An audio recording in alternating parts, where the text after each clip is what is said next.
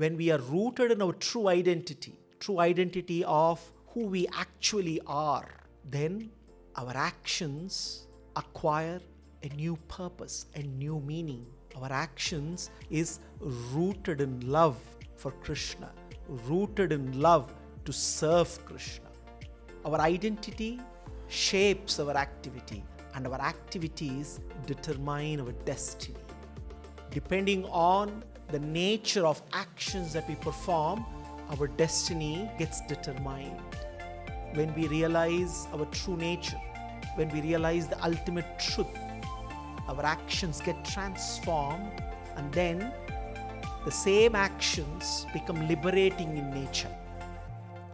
Rooted in identity, we perform actions as offerings to Krishna, which then lead to liberation from the cycle of birth and death, lead us to our ultimate destination, moksha.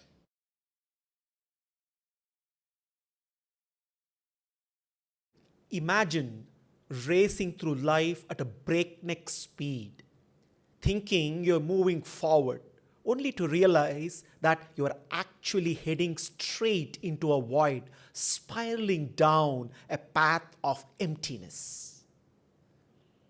In our life journey, why do goalposts always keep moving farther away? Have you ever wondered if there is any goalpost at all that never moves farther away? What if in the rush of life's journey, you have forgotten the most crucial aspect of the journey, your destination? The Kathopanishad comes to our rescue. Now that we understand how our identity, our activity, and our destiny are all interrelated, and how together this triad determines the success of our journey, let us take a step further.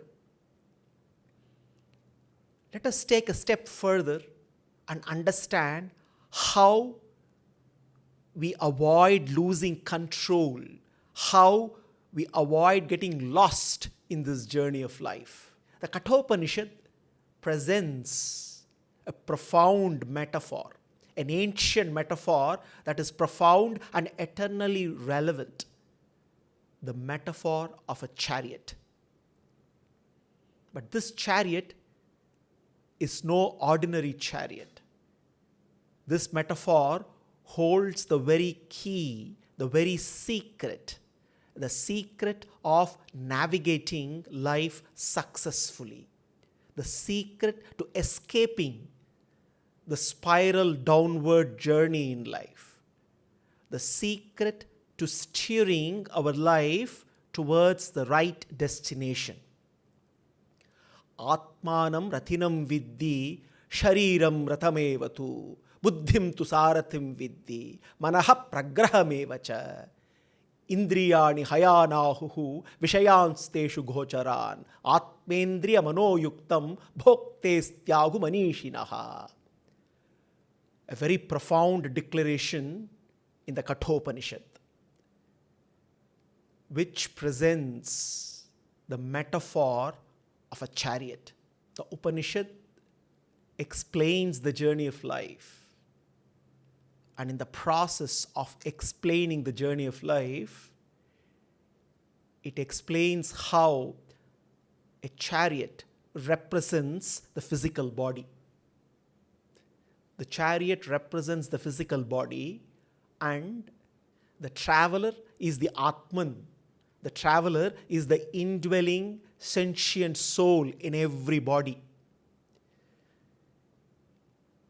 The chariot is the body, the traveler is the Atman, and the intelligence, buddhi, is the charioteer. The manas, the mind, is represented by the reins, and the horses represent the senses. Now, when the intelligence, when the charioteer is weak and the reins are not properly controlled, then the horses drag the chariot off course. The chariot loses track. Similarly, in the journey of life, when our intelligence is weak and the mind is not mastered, then the senses drag us away from our path, away from the right path. We end up chasing temporary highs and fleeting pleasures, and we get lost in the journey of life. And we start wandering and pandering to the cravings of sense gratification. And we lose a sense of direction, and we miss our destination. What is the solution? What is the secret to getting the direction right? What is the secret to not miss our destination? The Upanishad gives the answer. Vijnana saratiryastu manaha pragrahavan naraha sodvanaha paramapnoti tad vishnoho paramam padam. Vijnana saratiryastu manaha pragrahavan naraha. When buddhi, the intelligence, is righteous, with the righteous intelligence, with a pure intelligence, and when the mind is mastered and the senses are brought under control, essentially, when we get our hierarchy of our existence right, when the Atman, the indwelling soul, the seat of consciousness, exercises its faculty of free will, uses its intelligence intelligently. When the intelligence is used intelligently and the mind is mastered, the mind becomes steady, controlled, and the senses are brought under control. Then the traveler, the Atman, gallops towards the right direction, towards the right destination.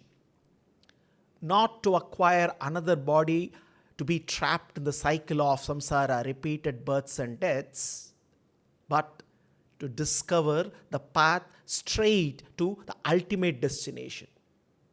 Vijnana saratiryastu manaha pragrahavan naraha shodvanaha paramapnoti tad vishnoho paramam padam. The ultimate destination of Paramapada Vaikuntha, the supreme abode of Sri Krishna. We must understand that in the factory of life, Manas, the mind, is like the supervisor of the workers, the senses. The mind, Manas, is a great supervisor, and it is designed to be very good when it comes to executing decisions taken, but it is not a good decision maker. That job is supposed to be done by buddhi, intelligence. In the factory of life, while Manas, mind, is the supervisor of the senses, the decision maker is buddhi, intelligence. Intelligence is a unique faculty bestowed to us, a faculty that empowers us, helps us to discriminate, differentiate, make choices, take decisions, analyze. And it is important that we cultivate our intelligence to become the decision maker in the factory of life. Now, how can we intelligently use our intelligence? Intelligence, when it is used, when we see with intelligence that which is beyond things that glitter, when we see with our intelligence beyond the world of matter to the things that truly matter in life, then we start cultivating our intelligence. To intelligently use our intelligence means to make our intelligence faster than our mind. Only then we can take right decisions. To cultivate our intelligence to become the decision maker in the factory of life, our intelligence need to be regularly sharpened. Our intelligence need to be regularly purified. Our intelligence can only be sharpened and purified with our Shastras. Empowered and illumined by our Shastras, then our intelligence can help us discriminate, make the distinction between the body and the Atman. Help us to understand our misidentification with the body. Now, discerning the body and the Atman as distinct and different is not really the perfection of intelligence. Its perfection lies in its ultimate connection, focus on the ultimate reality, Krishna, who is the source of all happiness. With our God-given intelligence, we must take the shelter of our God-given intelligence to discover the shelter of all shelters. And then take the shelter of all the shelters, the supreme shelter, Krishna, with our intelligence. That is when we use our intelligence intelligently. When we do that, the craving mind can keep showing us all the things that we lack. The craving mind can keep showing us what we do not have. But then our intelligence will show us everything that we have, will show us the countless blessings, and more importantly, what we always have, the bestower of all the countless blessings, Krishna. Such intelligence transforms our motivation to act. Such intelligence transforms our motivation, spiritualizes our motivation. And when our motivation is spiritualized, our actions are consecrated, and every mundane action transforms into contributory, loving service to the Creator and His creation. Let's understand this motivation. If motivation is like the compass of the mind, then it is intelligence that truly sets the right direction. Any action is shaped by the motivation. In fact, emotion raises to become an action only because of motivation. The movement of unconscious things is called motion, whereas the movement of conscious beings is called action. So what differentiates motion and action is the motivation. Water, when it moves in a river, is in motion. And when a boatman rows a boat on the same river, he is said to be in action. We must understand that the physical laws of nature shape movement, shape motion of unconscious things. The same physical laws do affect action of conscious beings, but do not determine the nature of the actions. It is the motivation which determines the nature of the action. When a hunter is chasing a prey, when he is chasing his prey in a forest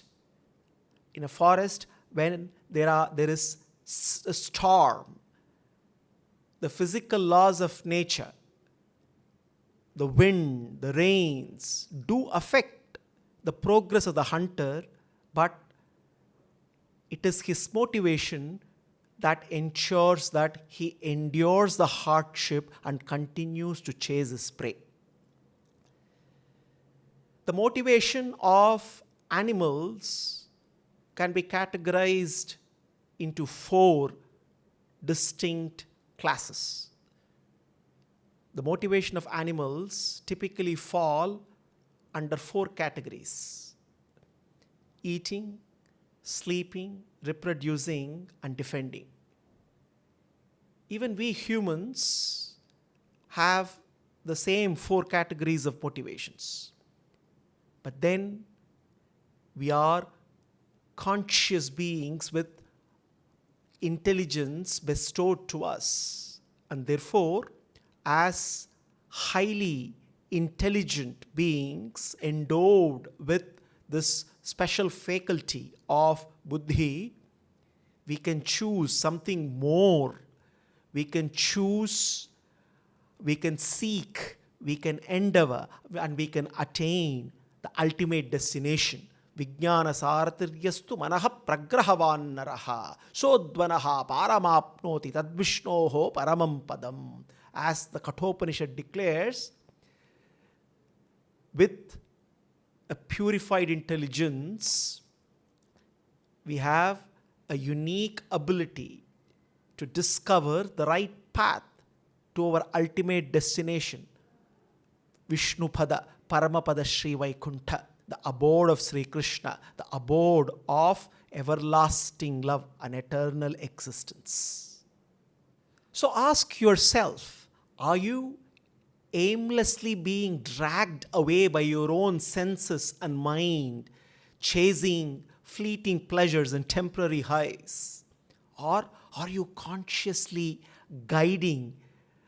Are you consciously guiding your own mind, taking charge and traveling on the right path to your ultimate destination? When your motivation is illumined by intelligence, when it is empowered by an intelligence illumined by the Shastras, your motivation then becomes filled with a higher meaning and a higher purpose. And it is this motivation that transforms your life journey. Motivation of love for Krishna transforms one's life. A life then becomes action-filled and reaction-free. The secret to life and death, the secret to unraveling the truth of the final ultimate destination of one's journey, the secret to escaping the downward spiral into a path of emptiness is not in fearing the inevitable. The secret lies in knowing who you are. The secret lies in knowing where you are headed in your journey of life.